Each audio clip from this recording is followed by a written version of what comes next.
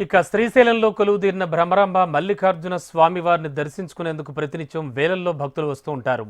స్వామివారి దర్శనార్థం వచ్చే భక్తుల కోసం అన్నపూర్ణ భవనం వద్ద అన్నప్రసాద వితరణను నిర్వహిస్తోంది శ్రీశైలం దేవస్థానం. అనునిత్యం భక్తుల ఆకలిని తీరుస్తూ వారి మన్ననలను పొందుతోంది. భక్తులిచ్చే సూచనలు సలహాలను తీసుకుని ఎప్పటికప్పుడు రుచికరమైన భోజనం అందిస్తోంది. శ్రీశైలం మల్లన్న భక్తులెవరూ కూడా భోజనం చేయకుండా ఉండకూడదన్న సంకల్పంతో వేల మంది ఆకలి తీర్చుతూ భక్తుల ఆశీర్వచనం పొందుతోంది శ్రీశైలం దేవస్థానం. శ్రీశైలంలోని అన్నపూర్ణ అన్నప్రసాద వితరణ భవనంలో నిత్యం వేలాది మంది భక్తులకు అన్నప్రసాద వితరణ చేస్తూ ఉంటారు.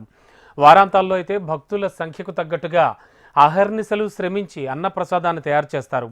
భోజనంలోకి అన్నం, పప్పు, చట్నీ, రసం, సాంబారు, వడియాలు, మజ్జిగతో పాటు ఒక స్వీట్ను కూడా ఇచ్చేందుకు తెల్లవారుజాము నుంచే సిబ్బంది విధుల్లో నిమగ్నమైపోతారు.